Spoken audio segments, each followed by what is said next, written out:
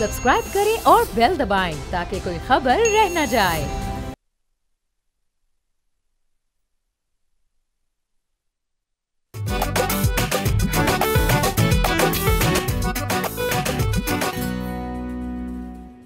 अस्सलाम वालेकुम, बोलो जनाब में बहुत बहुत खुश आमदीद। मैं हूं असद निज़ामी और मेरे साथ हैं अली आफ्ताब। नाज़रीन, आज के शो पे बहुत एक स्पेशल गेस्ट को आपके लिए बुलाया है। अदील अफजल साहब ने हमें ज्वाइन किया। राइटर हैं, एक्टर हैं, दानिश्वर हैं, तमाम चीज़ों के ऊपर जो है उनका एक ओपिनियन है और कई चीज़ें अली और मैं डिस्कस करते रहते हैं जिनमें हम सोचते हैं कि अगर अदील भाई होते तो उनका ओपिनियन क्या था, तो हमने कहा शो पे ही बुला लें। सर बहुत शुक्रिया आपका बहुत आने शुक्रिया, का। बहुत नवाजिश। और आप लोगों के साथ वैसे ही मिलना मिलाना बड़ा अच्छा लगता है, तो शो की अपॉर्चुनिटी दे दें तो क्या ही बात है। सर तो शुरू करते हैं। एक चीज़ जो हम बड़ी देर से डिस्कस करना चाह रहे हैं वो है स्टैट्स। आपको पता है अली और मुझे बड़े पसंद है नंबर्स, फिगर्स ज़रूरी। तो लेकिन आजकल हमें लगता है कि ज़रा ओवर स्टेटिंग ऑफ स्टैट्स जो है वो एक कौमी मसला बन चुका है। अभी चंद ही दिन पहले जो है एक जो मजहबी अपने आप को एक आलिम टाइप कहते हैं, उन्होंने एक फ्लैट किया, उसको तो हम आगे जाके बात करेंगे। लेकिन सर आपसे पूछना चाहूँगा कि राइटर्स के ऊपर भी मैं कहीं देख रहा था कि बड़ी तनकीद होती है कि पाकिस्तान में बस एक ब्लैंकेट स्टेटमेंट दे दी गई है कि राइटर्स यहाँ पे अच्छे है ही नहीं। आपका क्या टेक है इसमें? अच्छा, ये वैसे ये स्टेटमेंट आई कहाँ से, पहले तो ये भी नहीं हमें आज तक पता चल सका ना। WhatsApp statement. हाँ, इसका फैसला किसने किया है? क्योंकि टीवी पे एक्टर्स भी आ जाते हैं, प्रोड्यूसर भी आ जाते हैं, डायरेक्टर्स भी आ जाते हैं, वो सारे आगे कहते हैं पाकिस्तान में अच्छी कहानी नहीं है, वो अच्छा लिखने वाला नहीं है। तो भाई वो अच्छा लिखने वाला नहीं है तो जिन कहानियों का फैसला अब आप लोग करके ड्रामे या फिल्में बना रहे हैं, वो कौन से दानिश्वर हैं जो इनको अप्रूव करते हैं? मतलब उनकी भी फिर कैपेबिलिटी के ऊपर बात कर लें। कौन से डायरेक्टर्स हैं जो ये स्क्रिप्ट अप्रूव कर देते हैं, जो लग रहे हैं, और जो रिजेक्ट कर रहे हैं वो यकीनन फिर इससे भी बुरे होंगे। लेकिन वो कहाँ है? हमारे पास कोई डाटा तो नहीं है ना। अगेन किसी ने कोई सर्वे कराया है, कोई कंपटीशन हुआ था जहाँ सारे पाकिस्तान के राइटर्स ने अपनी कहानियाँ भेजी और आपने कहा नहीं जी। मतलब मैं जितने अरसे से लिख रहा हूँ और मैं जितने लोगों को जानता हूँ, वो तो जितनी कहानियाँ उनको पसंद हों या मुझे अच्छी लग रही हैं वो हमेशा रिजेक्ट हुई हैं। अच्छे आइडियाज़ हमेशा रिजेक्ट हुए हैं। चले हम क्राफ्ट की हद तक मान लेते हैं कि हाँ, क्राफ्ट वाइज मैं भी फेस करता हूँ कि बहुत सारे लोगों में मसला है क्राफ्ट पे लिखने का। Craft is a separate thing. 10 minute कैसे लिखना है, 20 मिनट कैसे लिखना है, 40 मिनट कैसे लिखना है, वो एक वो किसने सिखाना था? वो कंटेंट ने सिखाना था। तो लोगों ने या पीटीवी के ड्रामे देखें या आप ही के ड्रामे देखें या लेजेंड्स के दानिश्वरों के ड्रामे देखें, उसके बाद भी अगर उनको क्राफ्ट नहीं आया तो फिर ये किसकी गलती है? तो ये ना थोड़ा सा एक वो है कि बहुत एक ओवर स्टेटमेंट है कि यार बस अच्छी कहानी नहीं आ रही, मतलब इनके ऑस्कर हमारी वजह से फंसे हुए। ठीक है, अच्छा हम नहीं लिख रहे, बाकी दुनिया में अच्छी कहानियां पढ़ी, आप शेक्सपियर पकड़ें और बना के दिखा दें अगर आपको बनाना आता है। वो तो अच्छा राइटर है, ये उसके बारे में भी ख्याल है कि यार वो ठीक है। तो 36 और कहानियां पढ़ी, आप अडेप्ट कर लें। विशाल भारद्वाज सारी जिंदगी अडेप्टेशन करता रहा, एक से बढ़कर एक कमाल अडेप्टेशन की है ना उसने। आपके पास है कोई? सो मुझे ये लगता है कि हम लैग कर रहे होते हैं। देखिए, अगर एक राइटर है वो एक डायरेक्टर के साथ बैठेगा, ये बिल्कुल ऐसे ही है जैसे एक शायर है वो एक मौसीकार के साथ बैठेगा तो वो गीत लिखेगा। एक लेवल पर होना जरूरी है ना, सिंग करना जरूरी है। हमारा कॉन्सेप्ट है राइटर घर बैठा रहे, हम उसे डिक्टेट करते रहें, बताते रहें और वो कहानी लिख के भेज दे। उसका जितना एक्सपोजर है फिर आपको यही लिख के देगा। बट स्टिल आप अभी भी ये नहीं कह सकते कि हमारे पास कहानी अच्छी नहीं है या हमारे पास राइटर अच्छा नहीं, क्योंकि आपके पास कोई डाटा नहीं है। अब मैं तो बहुत एक कंट्रोवर्शियल बात है लेकिन मैं कर दूंगा, वो ये है कि ये जो हमारे गोल्डन एरा था पीटीवी का, उसके ज़रा अब निकाल के देखें ना ड्रामे, आपसे नहीं देखे जाएंगे। उस दौर में आपने कुछ कभी देखा ही नहीं हुआ था अच्छा या बुरा, आपको लगता था ये बहुत मास्टरपीस है। अब जब आपने पूरी दुनिया के अच्छे ड्रामे देख लिए हैं, इंडिया तक के ड्रामे अब जो आ रहे हैं वो आपने देख लिए हैं, अब आप निकाल के देखें वो गोल्डन एरा को, तो आपसे किसी ड्रामे की किसी किस्त के पहले 7 मिनट नहीं देखे जाएंगे। एक दौर के हिसाब से लिखे गए, लेकिन उस दौर में भी दुनिया में बहुत सारा और काम भी हो रहा था। ठीक है, चलें 5 ड्रामे हफ्ते के आते थे, उसमें से कोई 1-2 अच्छे होते थे, बाकी एवरेज होते थे और फिर कुछ बिल्कुल बिलो एवरेज होते थे। लेकिन हम ना, पता है मुझे ये भी लगता है कि हम उसको लेजेंड मान के उसमें इतना स्टक हो चुके हैं कि हमें लगता है कि ड्रामे की और कहानी की सेंस ही वो है, आपने उससे आगे कहानी लिखनी नहीं। आप कंटेम्प्रेरी कहानी सोचना ही नहीं चाहते, आप मानना ही नहीं चाहते कि लड़का और लड़की आज कॉलेजों में मिलते हैं, प्यार करते हैं, डेट करते हैं, उनकी अपनी एक लिंगो होती है, उनके अपने एक मूवमेंट्स होते हैं। आप वही चाहते हैं कि ड्रामा फैमिली के साथ देखे जाने वाला हो, और फैमिली भी अब्बू के ज़माने की, जब मैं छोटा था। ठीक है। तो जब आप छोटे थे, आपके दौर की कहानी आप 30 साल बाद नहीं बेच सकते। तो एक तो हमें वो वाली डेफिनेशन भी बड़ी अपनी सही करनी होगी कि ड्रामा ड्रामा होता है, कहानी कहानी होती है, हर दौर का एक सच होता है। अगर मेरे दौर का सच ही नहीं बोला जा रहा, मेरी ही कहानी नहीं सुनाई जा रही, यानी आपके कितने ड्रामे जो इस वक्त कंटेम्प्रेरी हैं, जो इस वक्त के प्रोटैगनिस्ट को डील करते हैं, वो प्रोटैगनिस्ट वही फंसा हुआ है 70-80 का, कि वो एक बड़ा राइचियस मैन होगा और लड़की की ज़िंदगी की सबसे बड़ी परेशानी जो है वो शादी है या मोहब्बत है या किसी की शादी है, वो तोड़वा के अपनी मोहब्बत हासिल करना है। तो एक ही शेड में आप अपनी लड़की और लड़के को पोर्ट्रे कर रहे हैं ना, उसके अंदर कभी आप जाते नहीं, कभी आपने नहीं देखा होगा यार ये कहानी बाप बेटी की है। बिल्कुल सर। अच्छा, दूसरा मैं आपने जैसे कहा कि स्टैट्स थी, एक स्टैट तो है हमारे पास कि दुनिया में अब शोज जो हैं, एक तो चले उनकी स्टोरीज चेंज होती रही, डिस्ट्रीब्यूशन नेटवर्क एक ही था कि आपको प्राइम टाइम मिलेगा एक स्लॉट, उसके बाद मिलेगा, एक हफ्ता देखेंगे, हफ्ता वेट करेंगे। वो डिस्ट्रीब्यूशन मैकेनिज्म चेंज कर दिया ओटीटीज़ ने, ओटीटीज़ के ऊपर प्रोग्राम आना शुरू हो गए। आपको एक ही शो पूरा आपकी मर्जी है, प्ले करें, पॉज करें, बाथरूम जाए, फिर आके देखना शुरू करें। बिल्कुल। तो डिस्ट्रीब्यूशन नेटवर्क चेंज हो गया, दुनिया वहाँ मूव कर गई, इंडिया वहाँ मूव कर गया, दीगर शोज। अब सबका एक एपेटाइट जो है कि यार हम अपनी मर्जी से देखें। हमारा कोई एक शो या ड्रामा जो अच्छा लिखा हुआ हो, फ़र्ज़ करें, या बड़ा शो हो, वो ओटीटीज़ के ऊपर नहीं गया आज तक। तो आप सिर्फ कैसे फिर कसूरवार ठहरा सकते हैं कि जी कहानी, क्योंकि वो यहाँ तो बन रहे हैं, अगर वो यहाँ बन रहे हैं तो फिर तो हम उनको अच्छा मानते हैं। वो ट्रांसलेट नहीं किया न्यू डिस्ट्रीब्यूशन मेथड्स पे, उसकी भी क्या वजह हमें नहीं पता। सुनते रहते हैं जी एक नेटफ्लिक्स पे एक शो आ रहा है, मुझे तो आज तक नहीं देखने को मिला। वो आ रहा है, लेकिन वो भी वल्लाह आलम, वो सुना ये है कि वो भी कहीं दुबई बेस्ड कंपनी रजिस्टर करा के किया गया, कोई पाकिस्तान से डायरेक्ट अभी भी प्रॉबेबली डील नहीं हुई। अब ये सुना हुआ मैंने। इसमें ना सर थोड़ी सी कंट्रोवर्शियल बात होगी, लोग इस पर मुझे कहेंगे। मुझे ये लगता है जो इस वक्त द बिग फिश जो भी ड्रामा इंडस्ट्री के बैठे हुए हैं, वो यूट्यूब से इतना कमा रहे हैं, उन्हें ओटीटी में कोई दिलचस्पी नहीं है। उनकी जो प्राइम वो है कि वो उनको ये पता है कि यार अगर हमारा ड्रामा टीवी पे चले ना चले, यूट्यूब पे ज़रूर चले। ठीक है, एक साउंड ट्रैक हिट हो गया ना सर, वो 150 मिलियन व्यूज़ दे जाता है। अभी रिसेंटली हमने ये देखे हैं इस तरीके की चीज़ें। तो एक तो प्रायोरिटी ही नहीं है। दूसरा ये है कि डिजिटल की जब आपने कहानी लिखनी है या ओटीटी की आपने कहानी लिखनी है ना, एकदम से ना लोग कहते हैं यार सेंसरशिप के बड़े मसले डिजिटल पे, मतलब हमारे मुल्क के ठीक है, एक्टर्स की भी लिमिटेशंस हैं। अच्छा, मुझे ये नहीं समझ आता कि यार पहली कहानी आपने वही लिखनी है जिसमें कुछ सेंसरशिप के मसले हैं। आप यार कोई, मैं वही कह रहा हूँ ना, एक नॉर्मल ह्यूमन इमोशन की कहानी होती है। ईरान नहीं बना रहा, ईरान का सिनेमा दुनिया में पढ़ाया जाता है भाई, पाबंदियों के साथ पढ़ाया जाता है। तो पंचायत में इंडियन टेलीविजन शो जो है उसमें कोई गाली नहीं है। गुल्लक में ठीक है, फैमिली स्टोरी है। एक ना एक कलेक्टिव अंडरस्टैंडिंग होती है काम की। यानी आपने एक्टर्स भी उसी तरीके से लिटरेट करके निकालने थे, डायरेक्टर भी निकालने थे, राइटर भी निकालने थे और ब्रॉडकास्टर भी निकालने थे। आप स्कूल में बस वो मीर और मिर्ज़ा पढ़ाते रहे हैं, वो भी पता नहीं किस तरह पढ़ाते रहे हैं, बच्चों को याद ही नहीं हुई। आपने कहानी तो नहीं किसी को भी सुनाने की कोशिश की या उसको कभी हमने FSC तक उर्दू में कहानी क्या है, कभी किसी ने टास्क भी नहीं दिया होगा कि जाओ आज अपनी कहानी। माय बेस्ट फ्रेंड ज़रूर कहते थे, ठीक है, या माय बेस्ट टीचर का मजमून, इस तरह की चीज़ें लिखवाते थे ना, वो भी ऐसे खुशामदियों वाली कि जी वो मेरा अच्छा दोस्त है और दुनिया जान की सारी क्वालिटीज़ उसी में है, उसके अंदर कोई वो इंसान ही नहीं है। इस तरीके का हमें हमेशा कहानी रिपीट करने का कहा गया कि प्यासा कव्वा लिखाओ, ये नहीं कभी कहा कि अब कहानी सुनाओ, बताओ। एक नए एंगल से सोचो। मतलब आप सिंड्रेला की कहानी है, मुझे याद है हमारी क्रिएटिव राइटिंग की क्लास हुई थी, तो उसमें उन्होंने कहा कि यही सिंड्रेला की कहानी को सिंड्रेला की बहनों के पॉइंट ऑफ व्यू से लिखो। हमने फिर उसमें ऐसी सिंड्रेला रोली, ठीक है, कि यार ये है असल विलन, ठीक है, ये मासूम भी बनती है। अच्छा, अगर आपको याद होगा चूड़ियाँ फिल्म, अगर आप चूड़ियाँ फिल्म को देखें ना, तो उसको और सिंड्रेला को आप सामने रखें तो इट्स अ सिमिलर स्टोरी। ठीक है, कि एक लड़की है, उसकी 2 सौतेली बहनें हैं, एक माँ है, वो जालिम है, बाहर से एक प्रिंस आया है, वो गिटार बजाता है। सिर्फ सिंड्रेला में नत नहीं थे, इन्होंने इधर यहाँ पे नत डाल दी। मैं इस तरह के काम को अप्रिशिएट करूँगा कि भाई आपने उठाई, आपने अडेप्ट की, अपने हिसाब से अडेप्ट की और वो एक मास्टरपीस बनी, उसका म्यूज़िक बेहतरीन म्यूज़िक बना।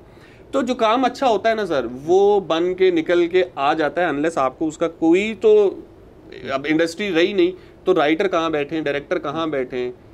स्कूल और कॉलेजों में वैसे ही इंकरेज नहीं करते किसी भी किस्म की क्रिएटिविटी को, वहाँ रिपीटिशन वाला माहौल है। मेरा ये एक चीज़ मैं जो पूछना चाह रहा था कि ये जो गोल्डन पीरियड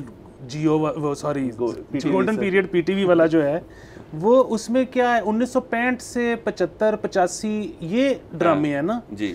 सो ये जो इनके राइटर्स थे लेजेंड्स, ये 2005 के बाद जिंदा थे ज्यादातर। अभी भी कुछ अभी भी कुछ जिंदा है, वरना 2012-15 तक तो सारे जिंदा थे। तो ये क्यों उसके बाद इन्होंने नहीं किया? सर ये भी एक बिग क्वेश्चन है। ये देखे ना, ये कोई नहीं कहता कि चले हम तो नहीं लिख रहे ना अच्छी, जो बाद के हैं वो तो नहीं लिख रहे अच्छी, हम तो फारग हैं, तो जो पहले अच्छी लिख रहे थे वो अब क्यों नहीं लिख रहे? अच्छा, उनका गिला है कि जी अब देखने वाले नहीं रहे जी। क्या मतलब कि जिस दिन जियो आया था, ARY हम आया था, उस दिन सारे मर गया था टीवी का क्राउड। देखने वाले तो बढ़ गए हैं ऑब्वियसली, देखने वाले बढ़ गए हैं, देखने वालों की ऑप्शन बढ़ गई है। आप या तो माने आप आउटडेटेड हो रहे हैं, मतलब इसमें कोई बुरी बात तो नहीं है, फिर आप अपने एरा की कहानी लिखें, उतनी क्लासिकल लिखें लेकिन जदीद क्राफ्ट पे लिखें जो आज लोगों को समझ आ सके। तो सरवाइव जिन्होंने करना था वो खुद मैदान से गए हैं ना। और फिर वही वाली बात है, हम कह देते हैं जी डाइजेस्ट राइटर, एक तो हमने ना किसी को क्रेडिट नहीं देना। 20 साल से टीवी डाइजेस्ट राइटर चला रहा है सर। वहां पे तो इंडिया में तो जावेद अख्तर ने आज तक लिखना नहीं छोड़ा। वहां पे तो गुलजार आज भी लिख रहा है ना। हमारे लेजेंड्स ने कहा कि नहीं अब क्राउड गंदा हो गया। गुलजार ने बीड़ी जलाई है ना सर। अब आप कहेंगे नहीं जी मैं वहां पहुंच चुका हूं उस मकाम पे कि मैं तो ये लिख ही नहीं सकता, तो फिर आप फिर रह गए, फिर पीछे ही रह गए। सर ये बताएं एज ए राइटर, ये ज़रा टेक्निकल सवाल है और मैं पूछना चाह रहा था किसी राइटर से कि नेटफ्लिक्स कहता है आपको यार कि हमें शो लिख के दे दें या हम उसको अप्रूवल में लेके जाएंगे, आपने लिखना है एक शो जो कि एक बंदे ने बैठ के शायद एक ही नशिस्त में 6 एपिसोड जो हैं 8 एपिसोड लिख कर जाने, हफ्ता नहीं मिलना आपको, पहला आपका किलर होना चाहिए। यहाँ तो इस तरह करने पायलट जो है वो पहले शूट कर लेते हैं, जो पहला एपिसोड होता है इस किस्म का होता है। इस तरह अगर जब आपको कोई, क्या सवाल असल में ये है कि यहाँ के राइटर्स को क्या ये नहीं करना आता कि यार वो कह रहे हैं यार के साथ के साथ एपिसोड जो है इकट्ठे अपलोड हो जाएंगे, तो उसमें लिखना डिफरेंट हो जाता है, लीनियर इस तरह रखना उसको स्टोरी। उसमें ये होता है कि जब आपको पता होता है ना कि एक आपकी बिंज वॉच है, टीवी का पेस आपको 26 एपिसोड का होता है, तो उसमें आप कहते हो कि अच्छा मैं एक जगह से कहानी शुरू करूंगा और फिर मैं एंड पे कहीं एक छोटा सा हुक जो है ना वो छोड़ दूंगा। इतना हुक होना चाहिए कि वो अगले हफ्ते तक वेट करे, ये ना कहे कि बस अगले हफ्ते मेरे पास है नहीं कुछ। अब आप समझे कि आपने उसको इतना हुक देना है कि वो अगले हफ्ते का वेट करे, और आपने उसको इतना हुक देना है कि वो 1 सेकंड का वेट ना करे और कहे मैंने दूसरी लगानी। तो वो इमोशन का लेवल बहुत ऊपर है।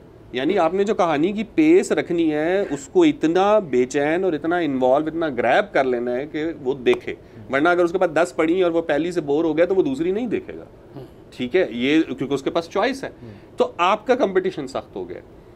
मुझे ये लगता है कि देखें अगेन, अब हमारा जो यंग राइटर होगा वो इसी क्राफ्ट को देख रहा है ना, वो इसी क्राफ्ट पे सोचता है, ठीक है, तो वो लिख लेगा। लेकिन जो प्रोड्यूसर और डायरेक्टर हैं वो इतने ट्रेंड हो चुके हैं, वो ये रिस्क लेने को तैयार हैं।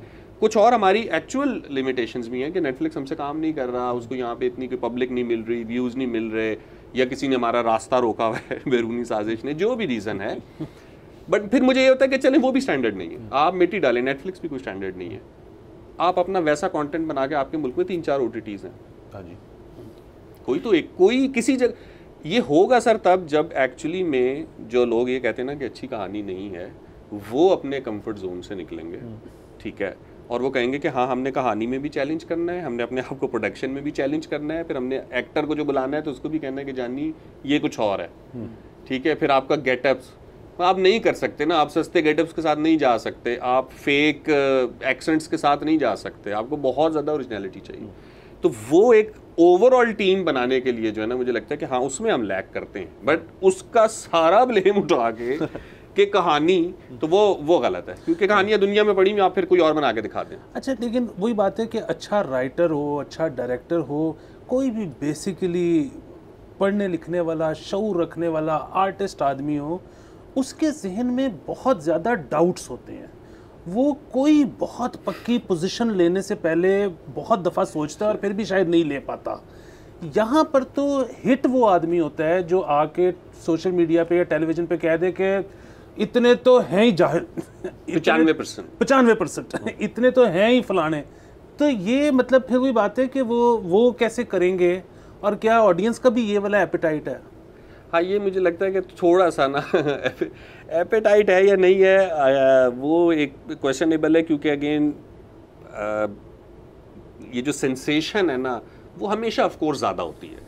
लॉन्ग टर्म नहीं होती, लेकिन वो एक वक्ती आपको ये जो वायरलिटी 1-1.5 दिन की, हम इसके पीछे भाग बहुत रहे हैं। अब जब हम उसके पीछे भाग बहुत रहे हैं तो हमने अपनी न्यूज़ में भी सेंसेशन डाल दी है, उसकी जो न्यूज़ सेंस है वो निकाल दी है कि खबर किसी को देनी कैसे है, क्योंकि हमें लगता है कि ऐसे करके सुनाएंगे, खबर तो वही है लेकिन ऐसे करके सुनाएंगे तो ये हो जाएगा, वो गलत है, ठीक है, तो हर जगह पर गलत है।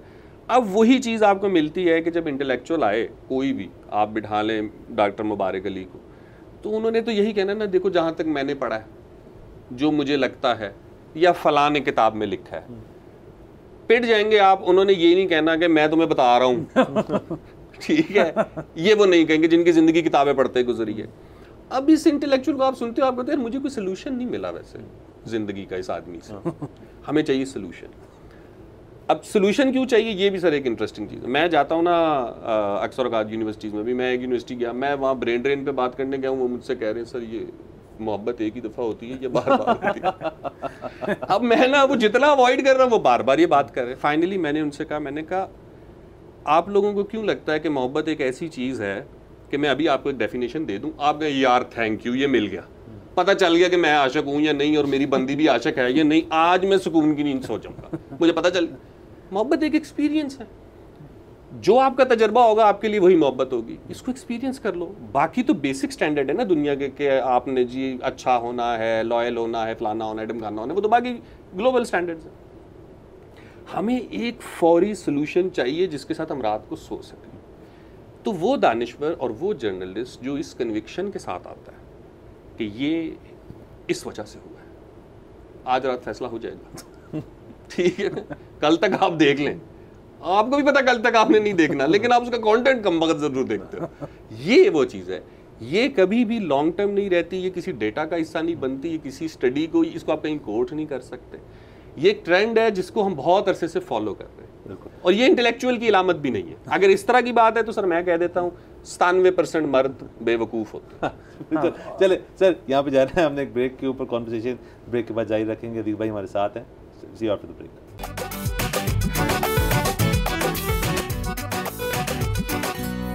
Welcome back from the break. आप देख रहे हैं बोलो जनाब। अदील अदल साहब हमारे साथ मौजूद हैं। ब्रेक से पहले स्टैट्स की बात हो रही थी और आपने कहा था कि 97% जो मर्द हैं वो बेवकूफ़ होते हैं। अब थोड़ा कॉन्टेक्स्ट उसके अंदर ये था कि जो एक हमने शो के शुरू में भी बात की थी कि एक मजहबी जो स्कॉलर हैं उन्होंने 95% ख़वातीन को कह दिया था कि जाहिल हैं, उनका कुछ।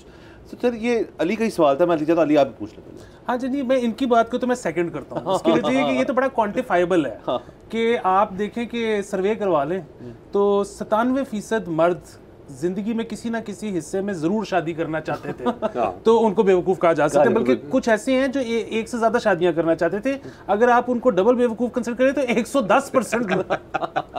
और कुछ लोग जो है उनके इर्द गिर्द उनके दोस्तों की शादियां हो ही जा रही थी और उन्होंने कहा हम भी करेंगे, उससे भी नहीं सीखा ना। तो एक आपको आप किसी और के एक्सपेरिमेंट से लेसन नहीं ले रहे, आप अपने घर के माहौल से अपने प्यो को देख के नहीं सीख रहे, ठीक है, आप कहीं से सीख ही नहीं रहे, तो आप बेवकूफ हुए ना अगर तो इस तरह से रिजल्ट निकालने। मतलब वो ना स्टेशन पे एक ज़माने में बुक स्टॉल्स हुआ करते थे तो वहाँ बड़ी अजीम किताबें मिला करती थी, मसलन मोहब्बत हासिल करने के 100 तरीके। इसी तरह उसमें होती थी कि शख्सियत संवारने की जो है ना वो 100 बेहतरीन टिप्स।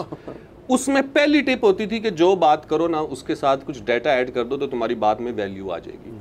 यानी मुझे लगता है कि 46% लोग पाकिस्तान में ऐसे हैं। अब जब आपने 46 कह दिया ना, बंदा अगली बात भूल गया, वो 46 पे ही फिक्स हो गया और आपको पढ़ा लिखा समझ रहा है। ये बहुत पुराना और स्टेशन पे मिलने वाला तरीकाकार था। आज की दुनिया में कोई ऐसा डेटा नहीं। ये जो 95 या 94 क्यों नहीं है, 76.1 क्यों नहीं है? और ये रीज़न देना कि 100 का सैंपल ले लो सर, अगर आपने 100 का सैंपल लेना है ना, ये ज़्यादा मुश्किल है कि आप 1 लाख का सैंपल ले लें। उसकी मैं आपको रीज़न बताता हूँ। भाई साहब ने कभी पता नहीं ज़िंदगी में रिसर्च की हो या ना की हो, लेकिन जो करते हैं उनके लिए जब आप सैंपल लेते हैं ना सर किसी बड़ी पॉपुलेशन का, तो उसका पहला असूल ये होता है कि उसके अंदर उसकी जितनी क्वालिटीज़ हैं उसकी एक समरी आए। यानी अगर आपके मुल्क में 50% औरत है 50% मर्द है तो आपका सैंपल होगा 50-50। फिर आपने क्लास देखना होगा, फिर आपने रिलीजियस माइनॉरिटी देखना होगा, फिर आपने एज देखना होगा, डेमोग्राफिक 3600 चीजें बना के रिसर्च होती है और उसमें भी एंड पे ना आप कहीं इधर उधर गिर रहे होते हैं। ऐसा सॉलिड रिजल्ट नहीं आता कि 95% औरतें जाहिल होती है। क्यों जाहिल होती है? आपने कहाँ टेस्ट लिया है, आपने मतलब कहाँ? कैसे? प्लस जहालत भी तो एक सब्जेक्टिव मैटर है ना, कि एक बंदे का जाहिल दूसरे बंदे का बड़ा स्मार्ट आदमी हो सकता है। आप किस बेस पे किसी को जाहिल कह रहे हैं? देखें, एक ज़माने में हमने कहा जी जो लिखना पढ़ना नहीं जानता वो अनपढ़ है। अच्छा, उस वक्त हमारा ना लिखना पढ़ना भी मुराद थी उर्दू और इंग्लिश, यानी जिसको उर्दू इंग्लिश लिखनी पढ़नी नहीं आती, बंगाली आती हो, ठीक है, वो हमारे लिए जाहिल ही था ना, हमने उनकी लिटरेसी खत्म कर दी थी पूरी। पंजाबी का भी हमने यही हाल किया, सिंधी को भी हमने। तो हम पहले तो हम ये स्केल डिफाइन करें कि हम जाहिल कहते किसको हैं, और उससे पहले हम ये डिसाइड करें कि हम कौन हैं किसी को जाहिल कहने वाले। मतलब हमने क्या किया है जिंदगी में। तो ये एक इंतहाई, बट अगेन ये वही बात है कि आप डॉक्टर मुबारक साहब को बिठा दें या आप किसी भी बड़े दानश्वर को लाके पास्ट में से भी लाके बिठा दें ना, तो इवन अगर आज के दौर में अशफाक साहब भी होते तो लोग अशफाक साहब को भी कह रहे होते कि फारग है, ये अभी तो उनको बहुत पसंद करते हैं, लेकिन आज के दौर में अशफाक साहब जैसा भी आदमी नहीं चल रहा होता, क्योंकि वो भी स्टैट्स टूट इस तरह डेटा नहीं देते थे। डेटा इन्हीं के पास है, कहाँ से आ रहा है। और अच्छा, कोई मेरा इसमें ये एक है कि कोई बंदा अगर बहुत श्योर है ना किसी के बारे में, किसी भी चीज़ के बारे में, वो रॉन्ग नंबर है। आजकल दौर ही नहीं है श्योरिटी का। सर दूसरा, आजकल सबसे आसान चीज़ है कि अगर आपको किसी के, ये लोग नहीं करते ना, ये आवाम का थोड़ा तनकीद करूँगा, कि अगर उनको कोई दम से कहते कि जैसे ये 95 उन भाईजान ने कहा, आप किसी तरह गूगल कर लें जी कि यहाँ पर लिटरेसी रेट चलें क्या है, वो इसके बरक्स होगा। अब आपके पास आपके हाथ के अंदर एक ऐसी चीज़ है जो आपको, अगर आप थोड़ी सी मेहनत करें तो आपको एग्जैक्ट फिगर जो है वो दे सकते हैं। अगर आप 4 चीज़ें जोड़ लें तो आपको एग्जैक्ट फिगर मिल जाएगा। लोग भी तो नहीं करते, ये लोग फेस वैल्यू पे ले लेते हैं। बिल्कुल ले लेते हैं। लोगों का मसला ये है सर, मुझे लगता है कि जो हमारा ओवरऑल एक घर का भी जो निज़ाम है, मदारिस का भी निज़ाम है और स्कूल का भी जो निज़ाम है, वो है रेपिटिशन का। वो रेपिटिशन इतनी है कि इसीलिए जो हमारे मुल्क के सबसे मशहूर लीडर हैं ना, उनकी भी आप तकरीरें उठा के देखेंगे तो वो रेपिटेटिव बातें हैं। वो बार बार बार बार एक बात करनी है ताकि वो लोगों को, बस वो लोग कहें ये ही है। तो हमारा वो रेपिटिशन का ऐसा मॉडल हो चुका है कि अब हम एक लम्हा भी, मतलब हमारे नज़दीक ये कोई प्रोसेस ही नहीं कि मुझे एक बात पता चली तो मैं इसके बारे में सोचूं, या आपने बिल्कुल बचपन में ही स्कूल में, मदरसे में, जब भी वो जहाँ कहीं भी जिसके हाथ लगा है उसने इस चीज़ को दबाने की कोशिश की कि इसके बारे में सोचना नहीं। मतलब आपको टीचर ने ऐसे नहीं पढ़ाया कि यार आज जाके सोचना। मतलब मुझे याद है हमारे एक टीचर ने मुताला पाकिस्तान पढ़ाया करता था, तो उसने कहा कहता है यार ये पाकिस्तान कब बना? हमने कहा 14 अगस्त। इंडिया कब बना? हमने कहा 15 अगस्त। उसने पेंसिल तोड़ के कहा, उसने कहा ये एक वक्त में टूटी है कि एक दिन टूटेगी, एक अगले दिन टूटेगी। अच्छा हम एफएससी में बैठे, हम तेरे हुए ये तो शायद 5वीं जमात के बच्चे से भी नीचे की एक लेवल ऑफ क्यूरियोसिटी या सरप्राइज होना चाहिए। वो ना बताता, अल्लाह की कसम हमें आज भी नहीं पता चल रही। तो ये तरीका कार जब तक, और ये बड़े इसमें किसी को ऑफेंड करना या वो वाले नहीं, हम क्वेश्चन से डरते भी तो बहुत है ना, फिर वो एकदम से हम चैलेंज हो जाते हैं। तो जब तक आप इस तरह से आवाम निकालेंगे, और दूसरा एक और चीज़ भी है कि ये मत भूलें कि जो सोशल मीडिया है ना सर, ये हाई अराउजल इमोशन पे खेलता है, इसमें नहीं नॉर्मल बात चलती ज़्यादा। तो इसलिए इसको कोई बहुत बड़ा स्टैंडर्ड भी नहीं मानना चाहिए। मतलब आप समझ जाएंगे ये एक सर्टेन इमोशन के ऊपर जो लोग खेलते हैं, ट्रिगर करते हैं, वो सक्सेसफुल रहते हैं। अच्छा चलिए सर थोड़ा आगे चलते हैं। सबसे पहले तो मैं चाहूँगा कि आप ट्रैवल कर रहे हैं, जी, कनाडा जा रहे हैं, आपके शोज़ हैं वहाँ पे, उसकी डिटेल बता दें। और फिर हम बात करना चाह रहे थे स्टैंड अप कॉमेडी के ऊपर, पहले आप बता दें फिर अली का सवाल। मैं इसको ज़रा कंटिन्यू करना चाहता हूँ कि क्योंकि आप जो है ना, मतलब मैं ये नहीं, ये आप मतलब पाकिस्तान में कोई पायनियर तो नहीं है इस काम के, लेकिन अब कोई रह नहीं गया जिसको कम से कम मैं जानता हूँ जो कहानी गो हो। मतलब आप राइटर एक्टर तो हैं, लेकिन आप बेसिकली स्टेज पे खड़े होके अकेले कहानी सुनाते हैं। इंडिया में इसका बहुत कल्चर है, पाकिस्तान में इतना कल्चर नहीं है। अगेन आपको शोज़ शायद पाकिस्तान के बाहर ज़्यादा मिलते हैं, पाकिस्तान में कम मिलते हैं। और ये कहानी गो होना या ये जो एक जॉनरा है, ये तो चलो जितना भी मकबूल है या नहीं, स्टैंड अप कॉमेडी एक ऐसी चीज़ है जो कि पूरी दुनिया में मकबूल है। पाकिस्तान की हद तक अगर आप देखें तो कराची में ऐसे इवेंट्स मिल जाते हैं, लाहौर में वो भी नहीं होता। तो ये कौन सा कल्चरल कैपिटल है? ये कौन सा Paris of the sub continent है? इधर होता ही कुछ नहीं। यार एक तो ना हमें थोड़ा लाहौर के आइडियलिज्म से निकलना पड़ेगा। मतलब हमने ना पढ़ा बहुत है लाहौर के बारे में, ठीक है, और जिन्होंने कुछ नहीं देखा भी है जो था, अब वो थोड़ा डिफरेंट है। एक हमें इस चीज़ से, लाहौर अब 8 दरवाज़ों के अंदर, 12 दरवाज़ों के अंदर नहीं है, वो उससे निकल के बहुत फैल चुका है, और वो उसको मीट कर रहा है या नहीं कर रहा है, उसके क्या डायनेमिक्स हैं, वो एक चीज़। तो हम थोड़ा सा ना अभी भी कहते हैं लाहौर, ठीक है, वो ठीक है, वो अच्छी बात है, लेकिन एक्चुअली में ना ड्रामा क्रिएट हो रहा है, ना फिल्म बन रही है, और ना थिएटर उस तरीके से चल रहा है। और स्टैंड अप कॉमेडी जो इस एरा की सबसे इस एरा का स्टैंड अप ऐसे है जैसे एक ज़माने में म्यूज़िक रहा हो कि मेटल का दौर होता था, रॉक का दौर होता था, मतलब ये दौर थे। अब स्टैंड अप का दौर है और उस दौर में हम कहीं, दौर और दौड़ दोनों में हम कहीं नहीं है। अगेन, क्या पाकिस्तान में अच्छे स्टैंड अप कॉमेडियन नहीं है? मतलब या अगेन कहेंगे तो यही कि भाई है नहीं। दूसरा, मुझे ये लगता है कि प्लेसेस एंड स्पेसेस थोड़ी सी क्रिएट करनी पड़ती हैं। ऐसा तो नहीं होता कि पहले दिन आपको डेव शैपेल मिल जाए। आपकी और सेंस है, जुगत लगाने की सेंस है, परफॉर्मेटिव कॉमेडी की सेंस है, तो आप आएंगे और आप एक सेट बना के सुनाएंगे और लोग हंसेंगे। एक तो क्राफ्ट वाइज हम चलें, थोड़ा बहुत पीछे होंगे। लाहौर की जो ऑडियंस है ना सर, इसके अंदर जो खुद परफॉर्मेंस देने का शौक है, ठीक है यार, ये ड्रामा देखने जाते हैं, ये खुद परफॉर्म करने लग जाते हैं, ये मैच देखने जाते हैं, इन्होंने अपना मैच शुरू कर दिया होता है पीछे। तो स्टैंड अप में ये नहीं हो सकता। आपने देव शैपेल का जिक्र किया और कॉमेडी के दौर का शुरू किया, तो ये सारे जो इस अब जा रहे हैं जो ग्रेट्स हैं, रिचर्ड प्रायर होता था, फिर उसके बाद सारे करते करते, तो डेव शैपेल की लेकिन एक ये कि उसको सब गोट कहते हैं इस सीन में, क्योंकि वो एक नो डाउट इस वक्त जो चीज़ हो रही होती है, सोशियो पोलिटिकल सब कुछ, LGBTQ मूवमेंट, हर जो भी, वो उसको कॉमेडी के तौर पे नहीं कर रहा होता, लेकिन उस जिस तरह उसको डिलीवरी करता है तो आपको कॉमेडी भी लगती है लेकिन अपना पॉइंट भी क्रॉस कर लेता है। आपकी बात बिल्कुल पर्टिनेंट है कि इस वक्त स्टैंड अप कॉमेडी का दौर है to tackle political issues. Exactly. और पॉलिटिकल इश्यूज का तो यहाँ पे शॉर्टेज ही कोई नहीं है, ये सारे है यही, लेकिन यहाँ पे कॉमेडी नहीं हो रही उसके सर। वो फंस गए हैं एक तो चुटकुलाबाजी में, मिमिक्री में।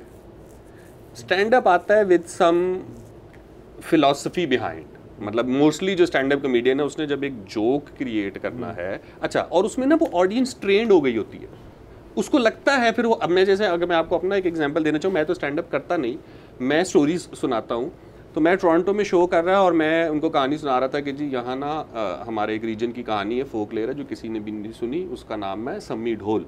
और मैं उसकी पूरी हिस्ट्री सुना रहा, तो मैं ज़रा, क्योंकि कहानी में आप ज़्यादा घुस जाते हैं, तो मैंने कहा ये जो रीजन है, जिस रीजन की ये कहानी है, इसके एक तरफ जेलम है और एक तरफ कलर कहार है, ये इसके दरमियान की बेल्ट है।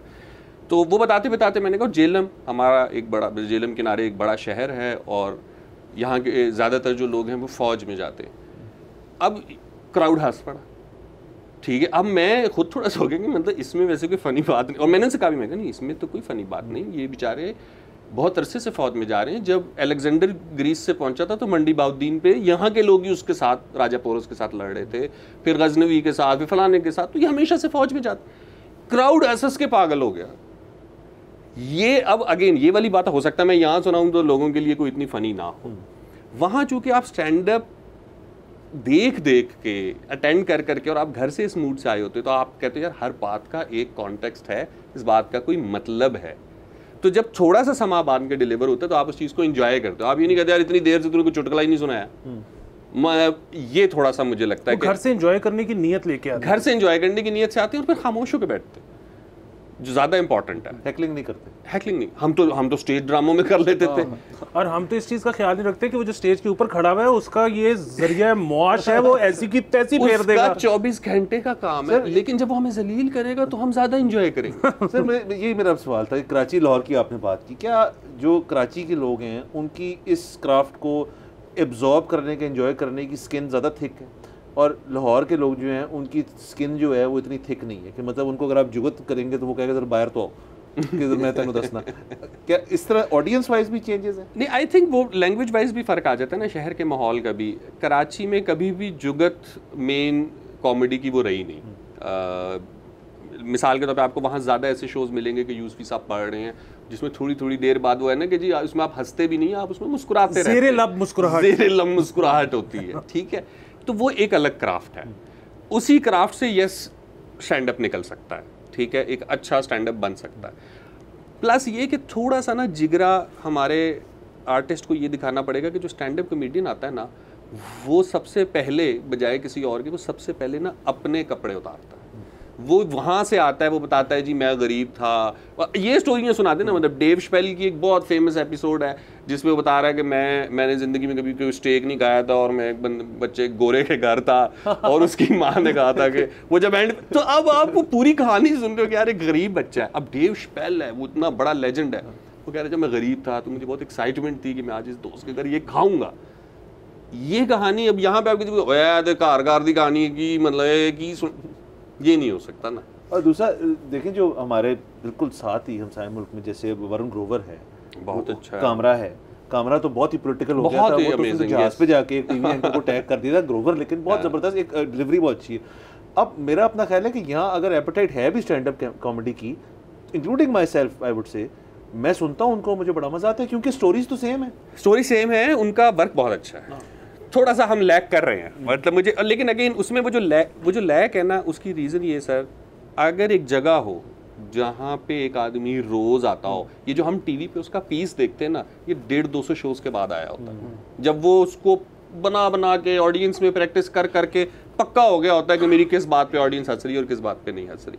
सो वो चीज़ है, मतलब मुझे तो ये लगता है कि अगर मुझे इसलिए ऑडियंस मिल जाती है कि वो कहानी सुनने आते हैं, तो 150 लोग आते हैं, 200 लोग आते हैं, इससे ज़्यादा नहीं आते, और इससे ज़्यादा आने भी नहीं चाहिए क्योंकि फिर उनसे नहीं सुनी जाती, फिर इकट्ठे हो जाते हैं तो फिर वापस में शुरू हो जाते हैं। तो 150-200 बंदा कहानी सुनने आता है, तो अगर वो कहानी सुनने आ सकता है तो आई थिंक वो स्टैंड अप भी सुन सकता है। अच्छा अगेन वो लाहौर में आपका ये सवाल, हम एक ब्रेक पे जाना है, यहाँ पे जाते हैं ब्रेक के ऊपर, see you after break.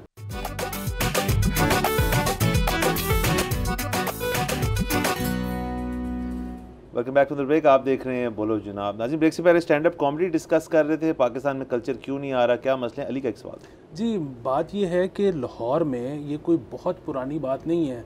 Amanullah जो कि मेरे ख्याल में पाकिस्तान का ग्रेटेस्ट कॉमेडियन एवर है, उसकी थिएटर में इंडक्शन कैसे हुई थी कि किसी ने ड्रामे वालों को बताया कि एक बंदा है, लड़का है, जो कि लॉरेंस में ओपन एयर पे खड़े होके तो वन मैन शो करता है, स्टैंड अप शो करता है, ये गए और उसको ले आए।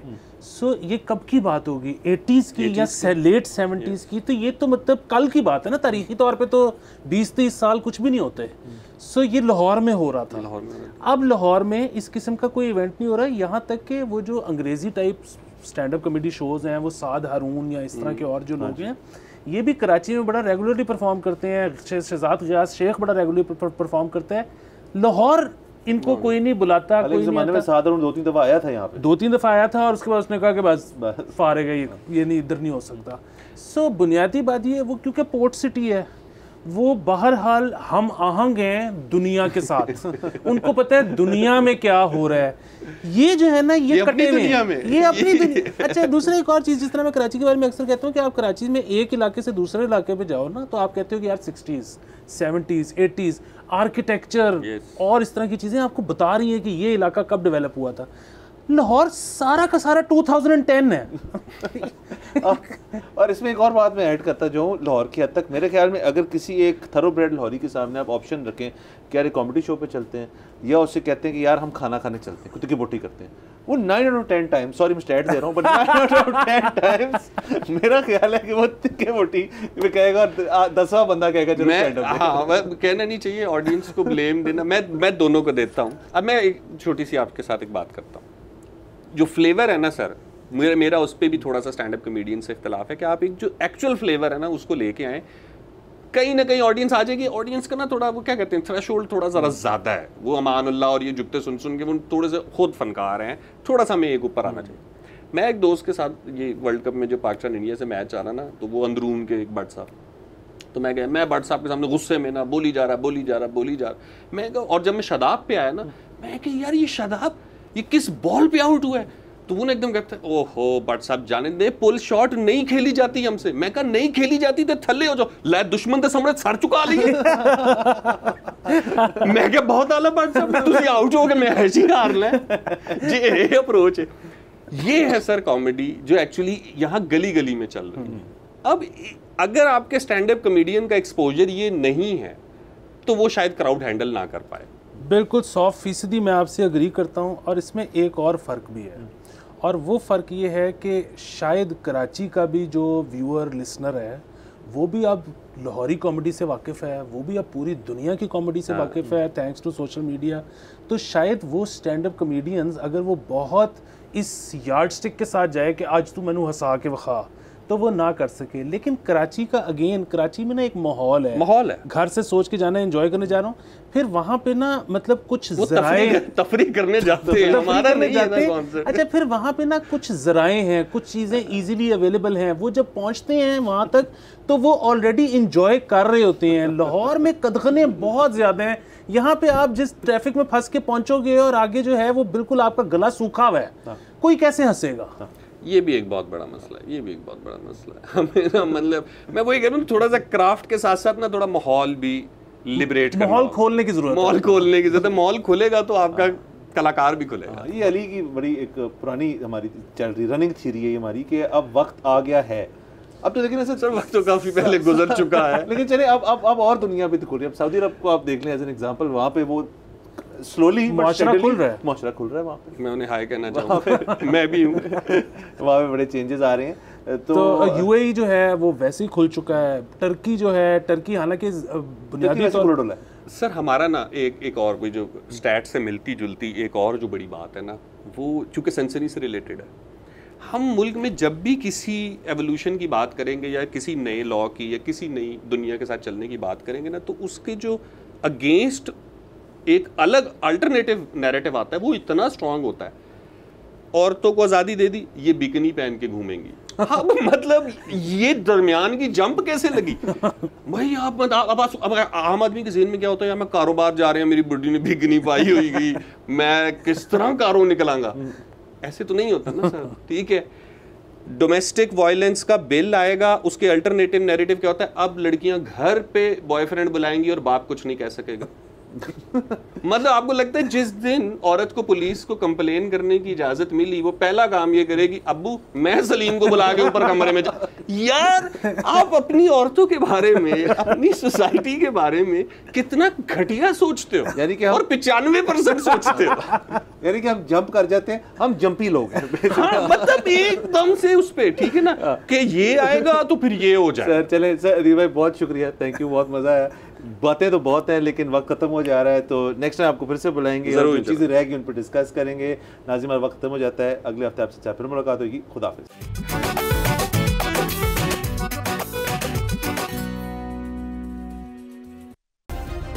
सब्सक्राइब करें और बेल दबाएं ताकि कोई खबर रह न जाए।